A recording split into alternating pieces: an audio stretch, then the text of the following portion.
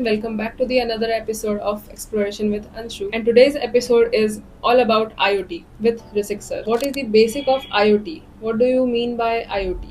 Basically अगर आप IoT की बात करते हैं तो IoT is just internet of things it's full form but internet of things that means network with the device. Every device are now connected with internet and used remotely, and we can control from anywhere in this world, just like AC, coolers, home appliances, and other things. Smart cars are also the examples of an IoT, that is the internet controlled device over the worldwide, where you want.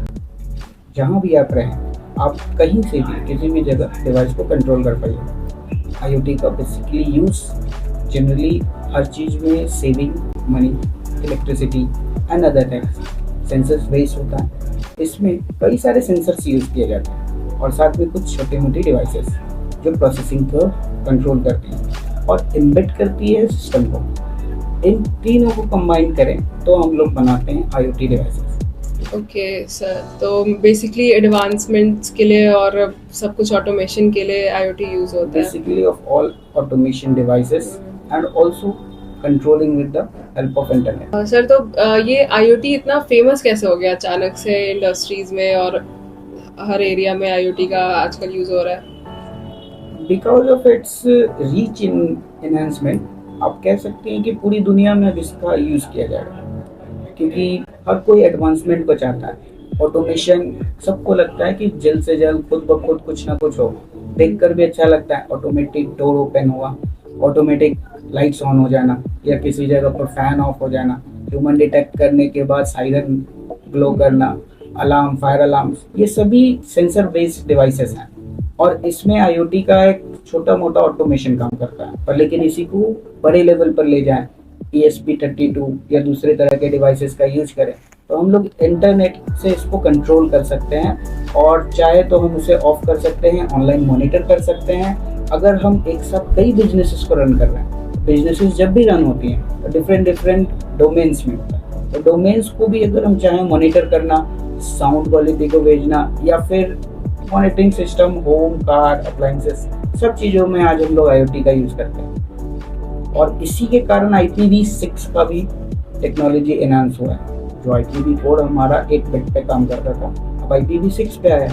Reason of this because all devices needs an IP address. That's why. हाँ, और बहुत सारे devices अब आ रहे हैं तो उनके लिए IPv4 शायद कम पड़ रहा है, तो IPv6 एक नया वर्जन निकाला गया है IP एड्रेस के लिए जो 16 बिट्स में है तो उसकी रेंज बढ़ जाएगा. सर, तो ये IoT के लिए हमें कैसे स्टार्ट करना चाहिए? मतलब अगर कोई स्टूडेंट अपना करियर बनाना चाहता है IoT के लिए तो सबसे पहले उसके पास क्या स्किल्स होना चाहिए? क्या फर्स्ट स्टेप क्या होना चाहिए इसको सीखने के लिए? इसके लिए कुछ ज़्यादा स्टार्टिंग के लिए स्किल्स नहीं चाहिए. फर्स्ट ऑफ ऑल आपको कुछ सेंसर्स, कुछ माइक्रो कंट्रोलर्स की जानकारी और थोड़े बहुत प्रोग्राम्स जो आपको इंटरनेट पे कहीं भी मिल जाएंगे, उसका यूज़ करके आप बेसिक कुछ IoT प्रोजेक्ट्स कर सकती हैं. उसके बाद अगर आपको कुछ करना है तो फिर deep studies and other AI algorithms and machine learning का आप यूज़ कीजिएगा. तब जाकर वॉइस ऑटोमेशन और दूसरी चीज़ों को आप क्लियर कर सकते हैं. जस्ट लाइक कि एलेक्सा कंट्रोल, इस तरह की चीज़ों को भी बनाना है तो बना सकते हैं, बट उसमें थोड़ा मशीन लर्निंग और AI का टूल्स यूज होगा क्योंकि उसके लिए आपको नेचुरल लैंग्वेज प्रोसेसिंग उसके बारे में जानना होगा जो आपकी वॉइस को समझे, अटैच करे और उसके बाद ही वो डिकोड कर पाएगी. और इसमें AI का इम्प्लीमेंटेशन होगा. फिर AI क्या करेगी, उस चीज़ को कमांड देगी रन करने के लिए. जस्ट लाइक कि you said Alexa open the geyser, open the TV, smart TV. All TVs end devices have an smart sensor. अब वो डिवाइसेस एक्टिवेट होंगे उस वॉइस कमांड से और एलेक्सा एक कंट्रोलिंग डिवाइस बनेगी. अब वो वॉइस आपकी होगी या किसी और की तो हो सकता है. अगर वो आपको पहचाने तो आपकी हो.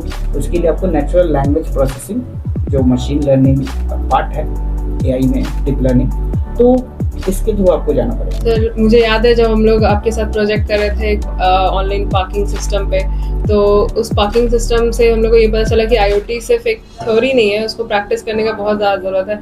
बहुत बार उसको एक ही प्रोजेक्ट को करने के बाद आपको समझ आएगा कि कैसे वो बन सकता है.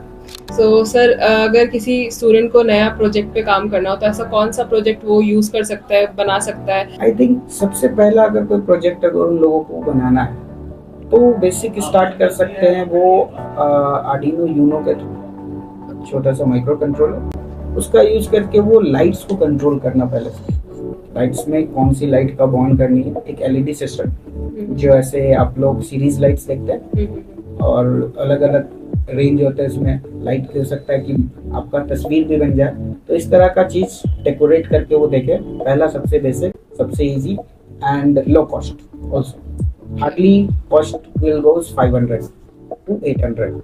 ओके, तो ये आईओटी को यूज करने के लिए जितने भी सेंसर्स, बोर्ड वगैरह वो सब मार्केट में इजीली अवेलेबल है अभी?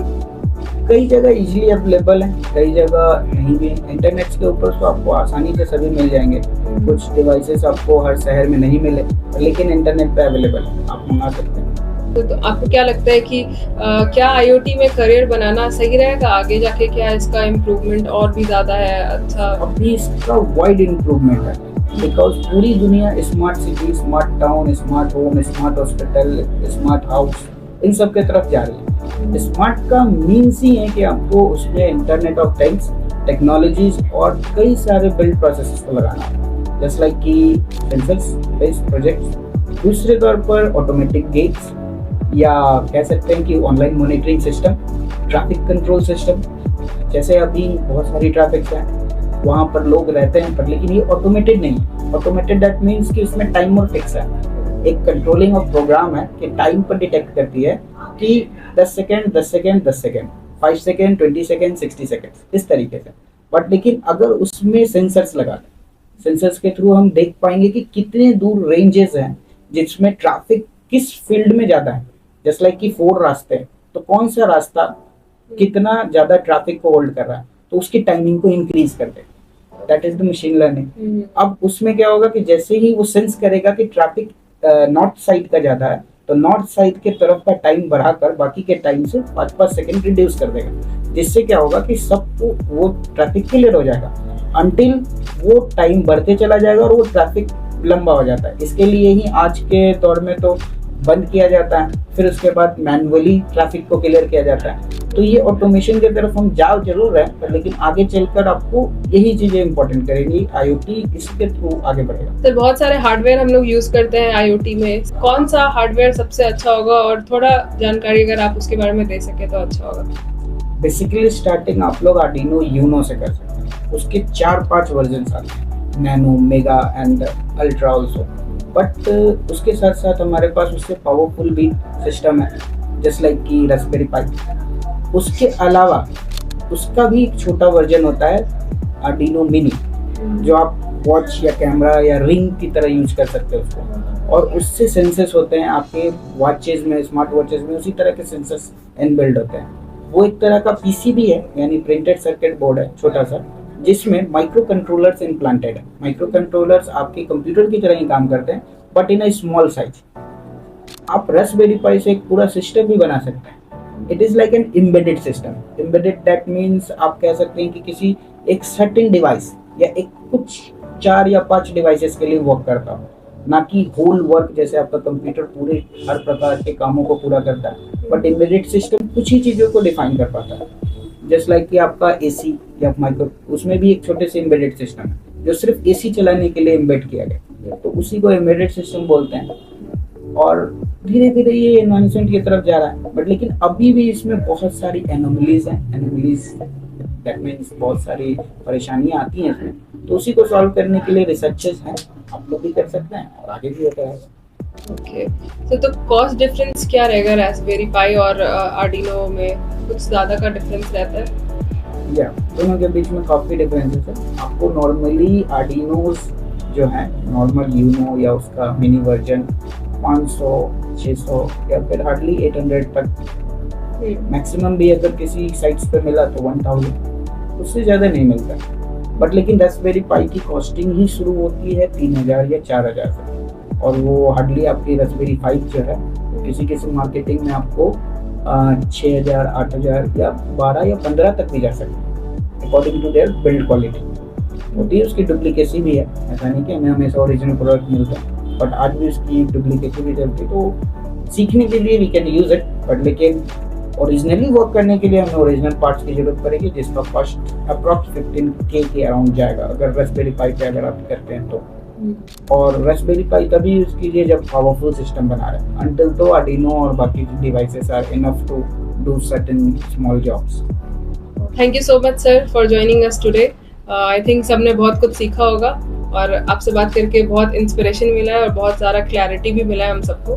सो till then stay connected and stay curious.